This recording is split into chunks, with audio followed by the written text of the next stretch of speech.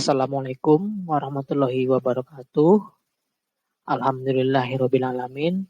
Wassalatu wassalamu ala asrofil anbiya'i wal mursalin wa ala alihi wa sahbihi ajmain.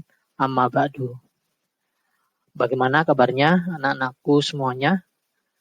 Alhamdulillahirabbil alamin, kita bisa bertemu lagi. Dan sekarang anak-anakku semuanya sudah naik ke kelas 9 ya. Nah, untuk kelas 9 ini di mata pelajaran ilmu pengetahuan alam akan diampu oleh saya sendiri, Ustadz Zendi Dermawan. Nah, bagi anak-anakku yang sebelumnya sudah di kelas 8A dan kelas 8B, otomatis naik di kelas 9A dan 9B, tentunya sudah mengenal dengan Ustadz Zendi.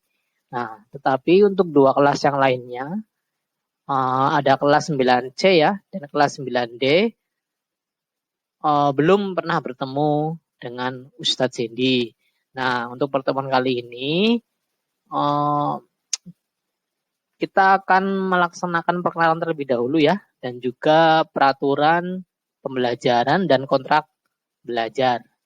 Nah, baiklah, untuk mata pelajaran ilmu pengetahuan alam atau IPA di kelas 9A, B, C, dan D akan diampu oleh saya sendiri. Nah, nama lengkap Ustadz adalah Zendi Dermawan. Boleh dipanggil Ustadz Zen atau Ustadz Zendi juga boleh.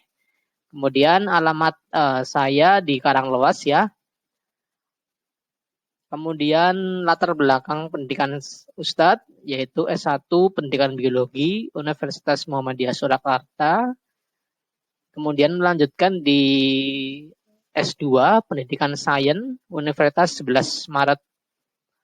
Nah, pada tahun ajaran 2021 dan 2022 Ustadz mengajar IPA di kelas 9 dan juga mapel biologi di kelas 10 dan kelas 11.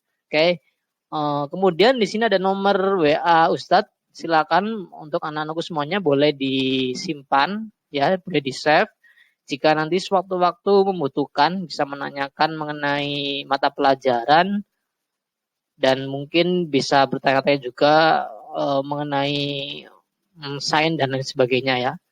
Boleh, silakan di-save. Nah, kemudian kita langsung masuk saja di peraturan dan kontrak belajar. Nah, di peraturan dan kontrak belajar ini nanti ini khususnya pada saat daring ya, terutama pada saat daring. Jadi anak-anakku semuanya harus mematuhi peraturan yang telah dibuat ya.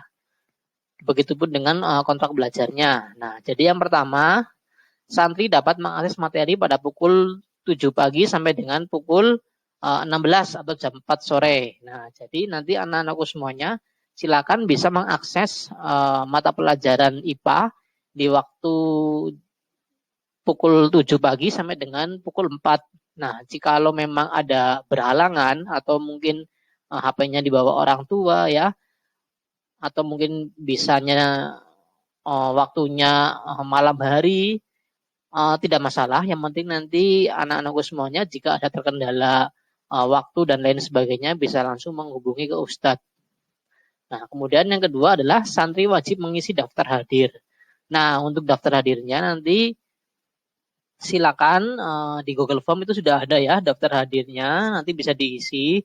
Jikalau memang belum ada daftar hadir, nanti Ustadz berikan Google Form saja yang isinya bisa kuis, bisa penilaian lainnya, nanti silakan dijawab. Dan jika sudah dijawab di Google Form-nya, nanti bisa dijadikan sebagai daftar hadir atau bukti hadir pada saat pembelajaran daring IPA. Kemudian selanjutnya, santri wajib izin kepada guru pengampu apabila berhalangan hadir. Nah, ini sudah seperti biasa ya, sudah selayaknya santri jika memang ada kendala atau ada berhalangan dalam mengikuti pembelajaran daring, silakan bisa menghubungi ke Ustadz, tuliskan nama lengkap, kemudian kelas dan juga alasannya apa ya.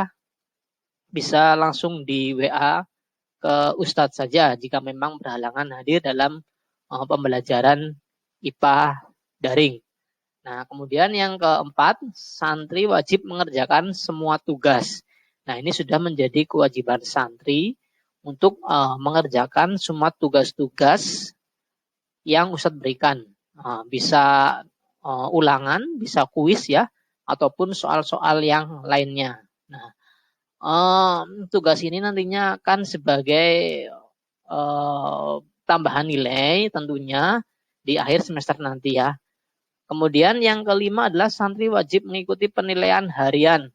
Nah, ini juga ya, penilaian harian. Nah, penilaian harian ini nanti Ustadz bagikan sesuai dengan KD-nya. Misalnya nanti di semester 1 ini ada 3 KD, otomatis setiap KD kompetensi dasar nanti akan ada ulangannya ya. Dan juga nanti jangan lupa untuk mengikuti penilaian tengah semester dan penilaian akhir semester.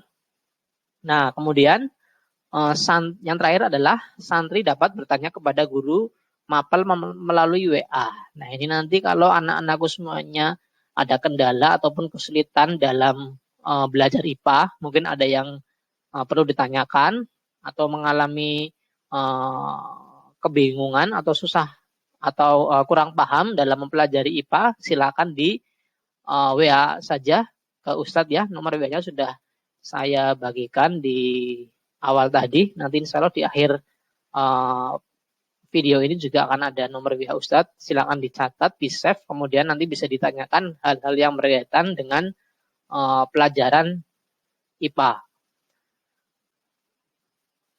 Oke, selanjutnya adalah penilaian. Nah, pada semester kali ini ya di kelas 9 nanti Ustadz akan membagi penilaian dalam 3 kategori tentunya. Ada penilaian kognitif, afektif, dan juga psikomotor. Nah, apa itu kognitif? Nah, penilaian kognitif ini nanti contohnya seperti anak-anakku mengerjakan soal-soal, bisa soal kuis ya, bisa pretest, bisa posttest, bisa juga nilai harian atau nilai ulangan. Itu nanti masuknya ke dalam penilaian kognitif.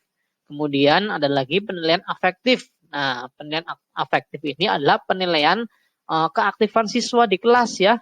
Jadi nanti dalam belajar, baik daring maupun nanti jika sudah di pondok, Ustadz harap anak-anakku semuanya bisa aktif di kelas.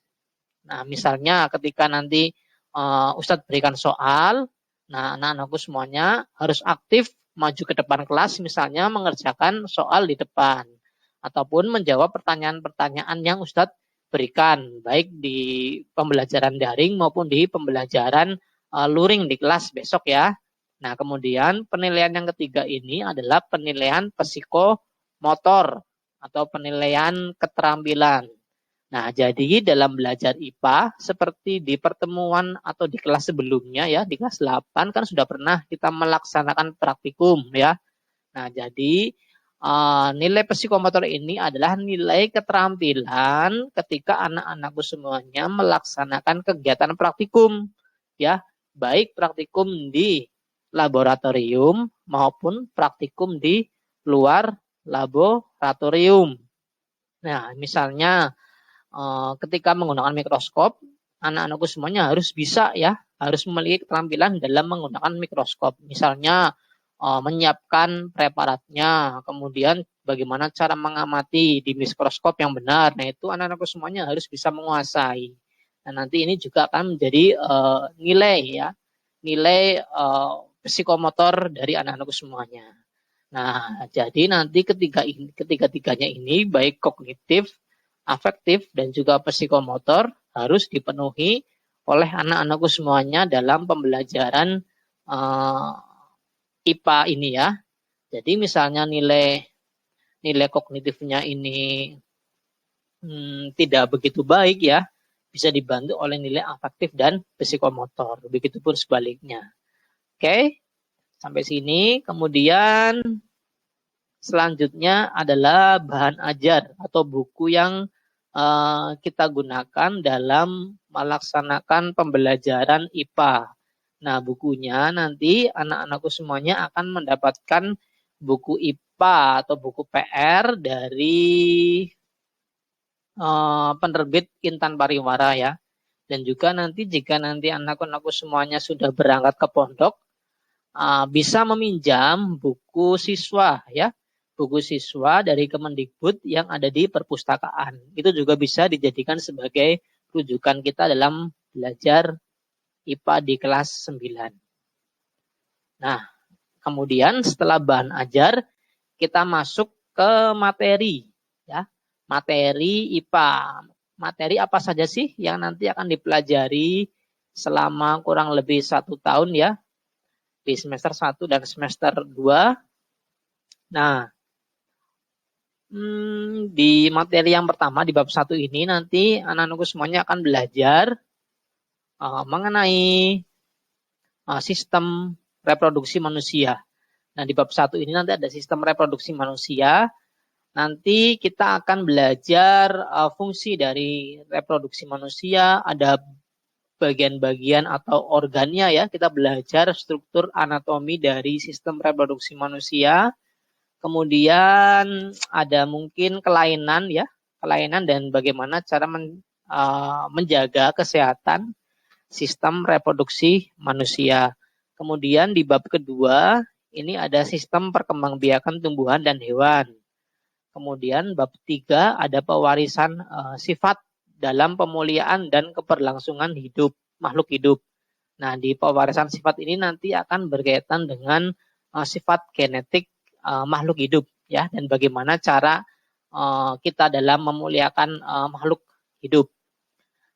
Kemudian nanti kita masuk ke penilaian tengah semester 1. Kemudian bab keempatnya kita belajar listrik statis dan peranannya dalam kehidupan. Kemudian di bab 5 ada listrik dinamis ya. Kemudian di bab 6 ada kemagnetan dan pemanfaatannya dalam produk teknologi. Kemudian di bab 7 ini ada bioteknologi. Oke, bioteknologi berarti apa ya? Teknologi yang berkaitan dengan unsur-unsur bio atau unsur-unsur makhluk hidup ya. Nanti contohnya pembuatan tape misalnya, itu kan berkaitan dengan bioteknologi dan lain sebagainya. Kemudian di bab 8 ada partikel penyusun materi dan penggunaannya dalam kehidupan sehari-hari. Kemudian nanti masuk ke penilaian tengah semester 2 dan yang bab terakhir sebelum PAT adalah ada bab 9 ya, tanah dan keberlangsungan kehidupan, dan bab 10 ada teknologi ramah lingkungan. Nah, oke. Ini materi yang nanti akan kita pelajari ya, insya Allah dipelajari di minggu kedua nanti. Di pertemuan yang kedua kita mulai dari sistem reproduksi manusia. Dan tentunya di pembelajaran IPA seperti hal-hal sebelumnya, kita belajar tidak hanya teori, tapi juga kita belajar mengenai praktikum ya. Jadi nanti kita bisa menerapkan teori-teori yang kita sudah pelajari di kelas, kemudian kita praktekkan di laboratorium maupun di luar laboratorium ya. Nah, jadi praktikumnya nanti tidak semua materi kita praktekkan ya, tapi materi-materi tertentu saja yang memungkinkan kita untuk praktikum di laboratorium. Oke, sekian dulu dari Ustadz untuk peraturan dan kontrak belajar Mapel IPA hari ini.